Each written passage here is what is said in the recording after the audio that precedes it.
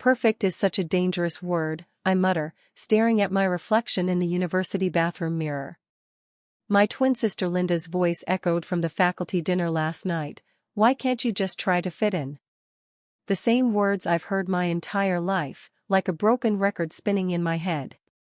I trace the dark circles under my eyes, remnants of another sleepless night spent dreaming of escape.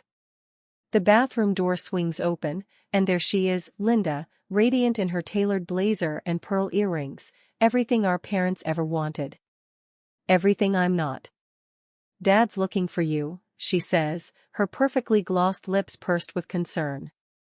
The dean's waiting to discuss your future at the university. I grip the sink's cold porcelain, my knuckles turning white. They've already planned it all out, the respectable career, the suitable husband, the picture-perfect life. But what they don't know is that I've just made a decision that will shatter their carefully constructed world. In my back pocket, there's a crumpled receipt with a phone number scrawled on it, belonging to a leather-clad welder named Brian who promised to show me what freedom means. Growing up as the other twin shapes you in ways that cut deep and last forever. While my sister Linda floated through life on a wave of golden girl perfection, I became an expert at disappointing people, especially our parents. That's what happens when you're born into a family where success has only one definition, and you don't fit it. Our father, Dr. James Crawford, rules the English department at Preston University with the same iron grip he uses to maintain our family's reputation. Every semester, he walks into his lecture hall wearing perfectly pressed tweed jackets and that stern expression that says he's got life figured out. His students call him brilliant. I call him exhausting. To him, life is a carefully plotted novel where every character knows their role. Unfortunately, I've never been good at sticking to the script. Mom, on the other hand, is the architect of our family's social perfection. Caroline Crawford, with her charity committee meetings and dinner parties, has spent 22 years trying to mold me into a carbon copy of Linda. Her weapon of choice? A constant stream of helpful suggestions about everything from my clothes to my choice of friends. Michelle, darling, wouldn't you be more comfortable in a nice dress, or why don't you join Linda's study group? Those art students you hang out with aren't going anywhere. The funny thing about being a twin is that people expect you to be two versions of the same person. Linda embraced that idea, excelling at everything our parents valued. She's 22, like me, but that's where our similarities end. While she's pursuing her MBA with a perfect GPA and an equally perfect fiancé lined up, I'm barely dragging myself through business classes I hate, dreaming of motorcycle rides and open roads. My room is my only sanctuary, a rebellion in poster form. Vintage band posters cover the walls, and my sketchbooks fill every drawer, my secret passion that would give Mom a heart attack if she knew I was considering art school. Linda once asked me why I couldn't just try to be normal. I wanted to ask her why normal had to mean erasing everything that makes me feel alive. But beneath my dark eyeliner and band t-shirts, there's something more than just rebellion. There's a hunger for authenticity that keeps me awake at night, sketching dreams I'm afraid to chase in daylight. Every time I watch Linda navigate our parents' expectations with practiced ease, something inside me screams that there has to be more to life than living up to someone else's standards. The irony is, I used to try. God, did I try? Piano lessons, debutante balls, student council, I did it all, watching my parents' faces for any sign that maybe, just maybe, I could be enough on my terms. But somewhere between forced smiles at faculty dinners and crying in bathroom stalls before presentations, I realized that their version of perfect would always feel like drowning to me. Now, standing in this bathroom, minutes away from a meeting that's supposed to determine my future, I feel that familiar pressure in my chest. The weight of expectations, of predetermined paths, of being the twin who just can't quite measure up. But today feels different. Today, that pressure isn't just suffocating, it's fuel. I didn't plan to change my life that Wednesday afternoon. I was just trying to escape another one of Dad's suffocating faculty meetings, where he'd paraded Linda and me around like prized show ponies. My sister had played her part perfectly, of course, charming the dean with talk of her thesis on emerging market economies. I'd managed to knock over a glass of wine and say exactly the wrong thing about the university's new fundraising initiative. The late September air felt heavy with something more than just humidity as I walked away from campus, my heels clicking against the sidewalk in an angry rhythm. I ditched my blazer, letting the sleeve of my vintage Ramones t-shirt peek out from under my silk blouse, my small act of rebellion for the day.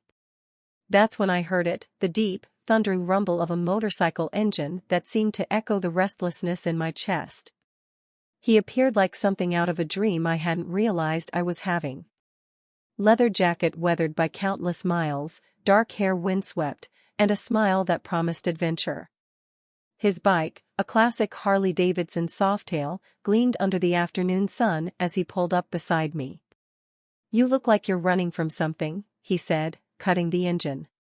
His voice was rough around the edges but warm, like whiskey over ice. I stopped, surprised by his directness. "What makes you say that?" He gestured to my outfit with a knowing grin. Business on top, rebellion on the bottom. Classic signs of someone living two lives. His eyes, a striking shade of green, seemed to see right through my carefully constructed facade. "I'm Brian." "Michelle," I replied, my heart racing with something that felt dangerously like a possibility. "And I'm not running. I'm just taking a break." "A break, huh?" He patted the seat behind him. "Want to make it a real one?" Every voice of reason, my mother's, Linda's, the endless chorus of should and must that had governed my life, screamed at me to walk away. But there was another voice, one I'd been silencing for too long, that whispered, "What if?" "I don't even know you," I said, but I was already moving closer to the bike. "That's the best part," Brian replied, holding out a helmet. "We can fix that over coffee. There's a great little diner about 20 minutes from here. Unless you've got somewhere more important to be?" I thought about my evening plans, another dinner with Linda and her fiancé, another round of subtle hints about suitable young men from good families, another night of slowly suffocating under expectations. "You know what?" I took the helmet, my fingers trembling slightly. "I don't have anywhere else to be at all." The moment I swung my leg over the bike, I felt something shift inside me. Brian's leather jacket was warm against my hands as I held on, and when the engine roared to life, it drowned out every doubt, every fear, every "what will people think" that had ever held me back. "Ready?" he called over his shoulder. I nodded, unable to speak through the wild beating of my heart. As we pulled away from the curb, I caught a glimpse of our reflection in a store window, me in my half-business, half-rebel outfit, clinging to this stranger who represented everything my parents feared. The image blurred as we accelerated, and I felt myself smiling, really smiling, for the first time in what felt like years. The wind whipped through my hair, carrying away the last echoes of today's disappointments, and I realized something that should have terrified me but instead felt like waking up: there would be no going back from this moment. This wasn't just a ride or a coffee or a brief escape. This was the first page of a new story, my story, and for once, I had no idea how it would end. And God help me, that feeling was better than any approval I'd ever chased. That first motorcycle ride with Brian turned into coffee, which turned into dinner, which somehow turned into the most honest conversation I'd ever had with another person. The small diner on the outskirts of town became our sanctuary, far from the judging eyes of Preston University and my family's expectations. "So, a welder, huh?" I asked, stirring my coffee and trying not to sound like my mother. "How'd you end up doing that?" Brian's eyes lit up in a way I recognized, the way mine did when I talked about art. "Started in my old man's garage, fixing up bikes. Found out I had a knack for making broken things whole again." He leaned back, studying me. "What about you?" Business major, that your dream or someone else's? The question hit like a punch to the gut. No one had ever asked me that before. I don't know anymore, I admitted, the truth feeling foreign on my tongue. Sometimes I think I forgot how to dream my dreams. Over the next few weeks, Brian showed me a world I'd only glimpsed through my sketches. We rode to abandoned warehouses where his welder friends turned scrap metal into art.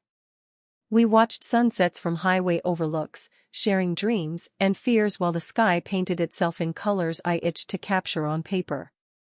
For the first time in my life, I felt seen, not as Linda's twin or Dr. Crawford's disappointing daughter, but as Michelle. But reality had a way of creeping in, even to the most perfect escape. Where have you been disappearing to lately? Linda cornered me in our shared apartment one evening, her voice tight with concern. Dad's been asking questions. He says you've missed 2 faculty events this month.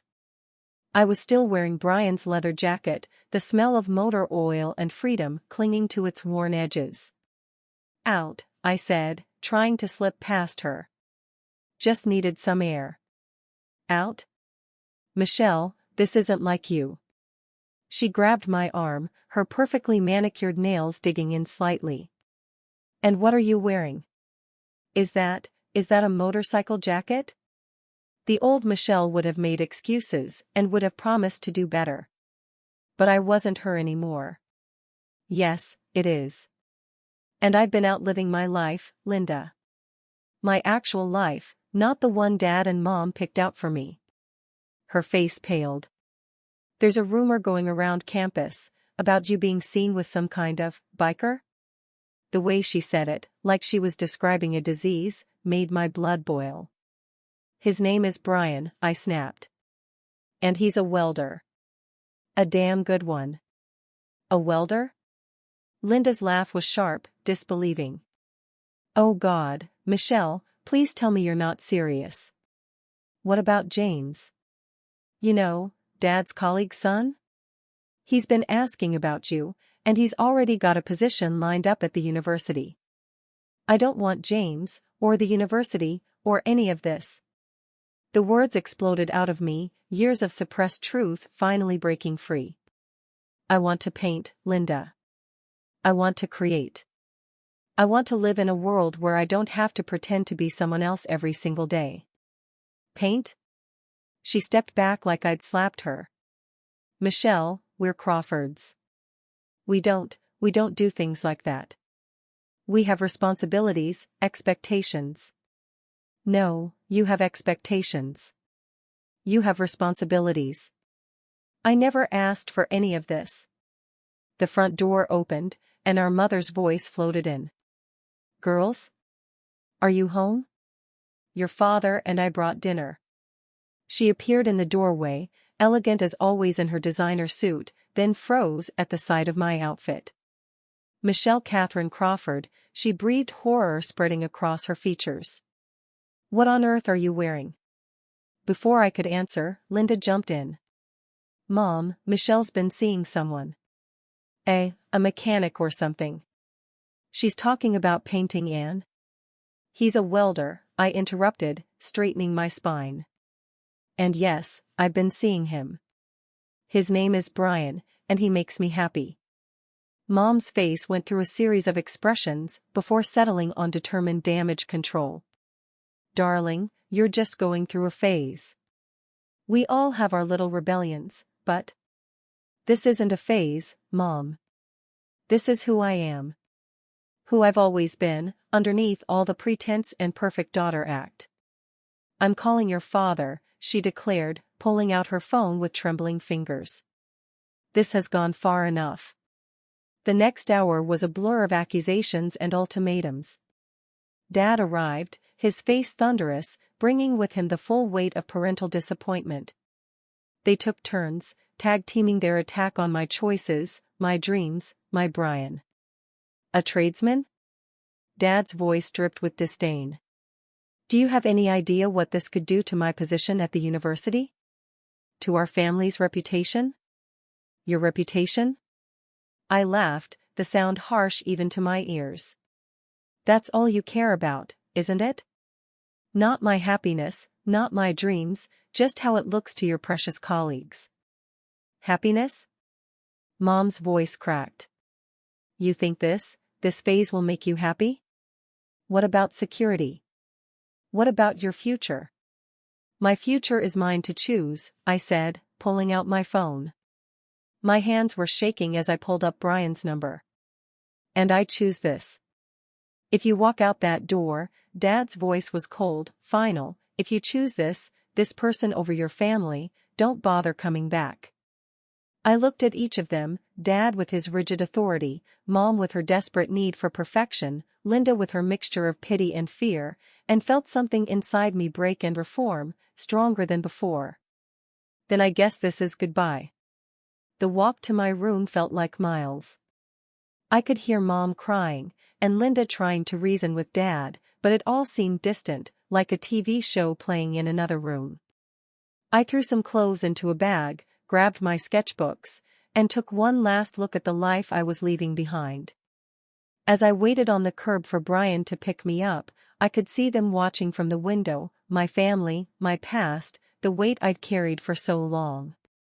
The rumble of his motorcycle in the distance sounded like freedom, like a future, like finally being able to breathe. Brian pulled up, took one look at my tear-stained face and the bag at my feet, and understood. Without a word, he helped me with my bag, handed me a helmet, and pulled me close. You sure about this, Michelle? He asked softly, his voice barely audible over the idle of his bike. I looked back at the house one last time, at the window where three faces watched in varying degrees of horror and heartbreak. Then I turned to Brian, to the open road ahead, to the unknown that somehow felt more real than anything I'd ever known. I've never been more sure of anything in my life. 5 years can change everything and nothing at all. I'd built a life with Brian, a real life, full of love and authenticity and the kind of happiness I'd never dared to dream of back in my parents' perfectly manicured world. Our small townhouse might not have impressed the university crowd, but it was ours, filled with my artwork and the warm scent of home. That autumn afternoon at work started like any other. I was in the dispatch office, coordinating with Brian's underwater welding team when Sarah from reception buzzed me. Michelle? There's someone here to see you. Something in her voice made my chest tighten. I turned toward the window overlooking the parking lot, and there they were, my parents, standing beside their luxury sedan, looking so out of place it almost seemed surreal. Mom's designer clothes hung loose on her frame and Dad looked old, diminished somehow, nothing like the towering figure who'd once ruled my world with iron certainty. Tell them I'll be right there, I heard myself say, though every instinct screamed at me to run. Brian must have seen them too because he appeared at my office door, still in his work clothes, concern etched across his features. Want me to handle this? I stood, smoothing down my company shirt with trembling hands. No, I need to do this myself. But, stay close? He nodded, understanding as always. Right behind you, babe. The walk to the parking lot felt like walking through molasses. Every step brought back memories, the night I left, the silence that followed, the wedding invitation they'd returned unopened. 5 years of birthdays, holidays, and milestones were celebrated without them. Mom saw me first. Michelle. She rushed forward, arms outstretched, but stopped short when I didn't move to meet her embrace. Oh, sweetheart, you look. Successful? I supplied, my voice steadier than I felt. Happy? Because I am, Mom. Both of those things. Dad stepped forward, and I noticed the slight tremor in his hands, the way his shoulders hunched beneath his expensive jacket. Michelle, we need to talk. Now you want to talk? The bitter laugh escaped before I could stop it. 5 years of silence, and now you want to talk? Please, Mom's voice cracked. We have nowhere else to go. The university, the scandal, your sister. Linda won't help you, I finished, the pieces clicking into place. So you came to your backup plan. Your last resort.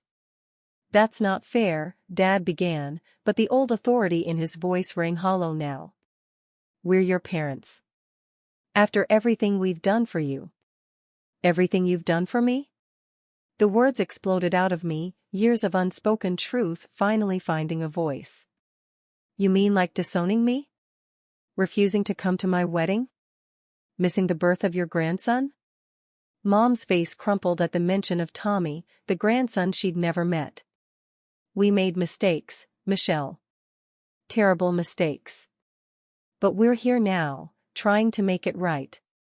No, I said, the revelation hitting me with stunning clarity.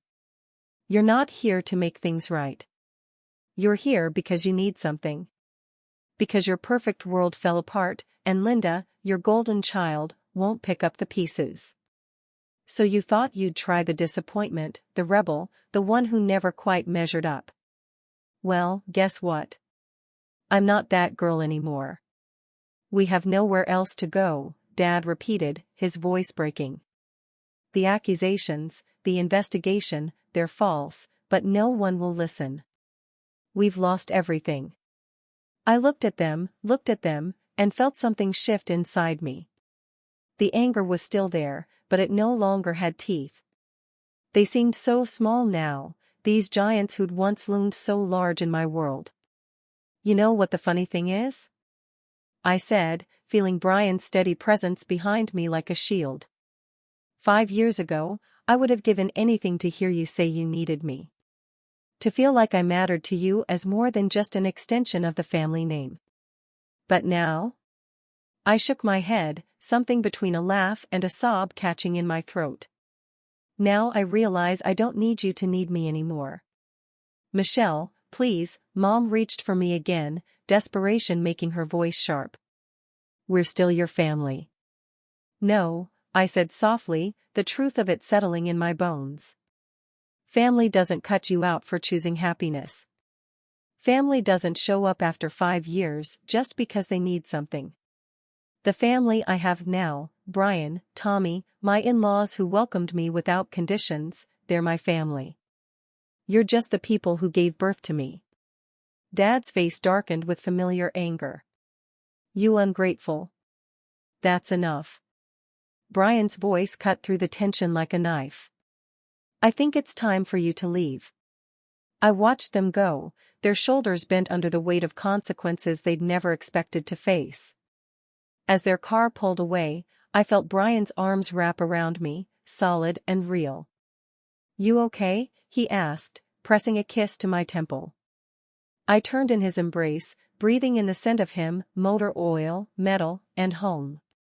Yeah, I said, surprising myself with how true it felt. I am. Because standing there in that parking lot, watching my past drive away, I finally understood, sometimes the biggest act of love isn't holding on, it's letting go. Sometimes the hardest walls to break down are the ones we build ourselves, waiting for approval we never needed in the first place. I was done waiting. The weeks following my parents' unexpected visit passed in a blur of ordinary moments that suddenly felt extraordinary. Every morning, watching Tommy devour his breakfast while Brian packed his gear for work, I found myself treasuring the beautiful chaos of our imperfect, authentic life. The walls of our townhouse, adorned with my paintings and Tommy's crayon masterpieces, held more warmth than my parents' mansion ever did. One Saturday morning, as I sat sketching in our backyard while Tommy played with his toy trucks, Brian's mom Rose stopped by with her famous apple pie. She took one look at my face and knew something was weighing on me. Still thinking about them? She asked, settling into the chair beside me. She didn't need to specify who them was. I nodded, watching Tommy create elaborate roads in the dirt. I keep wondering if I did the right thing. Not helping them, I mean. Rose reached over and squeezed my hand. Honey, sometimes the kindest thing you can do for people is let them face the consequences of their choices. Even when those people are your parents. I I struggled to find the words. I always thought if they came back, if they apologized, it would feel different. Like some big movie moment where everything gets fixed. But seeing them again just showed me how far I've come from that scared girl who needed their approval. Brian appeared from the garage, wiping grease from his hands. "Tommy, buddy, want to help Dad with the bike?" Our son's excited squeal brought a smile to my face as he abandoned his trucks and raced to his father. "You know what I see?" Rose said, watching them together. "I see a woman who turned her scars into strength. A mother who's teaching her son that love doesn't come with conditions. That's worth more than any approval from people who couldn't appreciate who you are." That evening, after Tommy was asleep, I pulled out my old sketchbook, the one I'd grabbed the night I left home. Inside was a drawing I'd done years ago, a self-portrait split down the middle, one side wearing the perfect daughter mask, the other side wild and free. I showed it to Brian. "Remember when you first saw this?" I asked. "Back at that diner the night we met?" He smiled, pulling me closer to the couch. "You told me it was just a sketch. I told you it looked like a prison break waiting to happen." I traced the lines of the drawing, thinking about the girl who'd drawn it. She was so scared of disappointing everyone. So scared of choosing wrong. I wish I could tell her that choosing herself wasn't wrong at all. "Why don't you?" Brian suggested. "You've got that art therapy program starting at the community center next month. Bet there are other scared kids out there who need to hear that message." I thought about the program I'd developed, teaching art to troubled teens. Another dream I'd never have dared pursue in my old life. You know what? You're right. The next morning, I set up a new canvas in my studio, a gift from Brian when I started selling my paintings. As the morning light streamed through the windows, I began to paint. Not a split portrait this time, but a whole person, standing tall amid swirling colors of chaos and beauty. Behind her, a road stretched into the distance, and though storm clouds gathered on one horizon, she faced the sunrise. When Brian came to check on me later, he stood studying the painting for a long moment. "It's you," he said finally. I stepped back, looking at my work with fresh eyes. "No," I replied, smiling. "It's who I was always meant to be." And that, I realized, was the greatest victory of all. If Michelle's journey of breaking free from expectations and finding her authentic self resonated with you, please take a moment to share this story. Your support helps these messages of self-discovery and courage reach others who might be struggling to find their path. Remember, sometimes the hardest choices lead to the most beautiful destinations. Whether you're facing family pressure, societal expectations, or your fears, know that your story matters. Your truth matters. Subscribe to our channel for more powerful stories of transformation and resilience. Have you ever had to choose between others' expectations and your happiness? Share your experience in the comments below.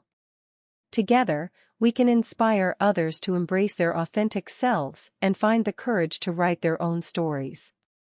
Sometimes the most important family is the one we choose, and the most valuable approval is the one we give ourselves.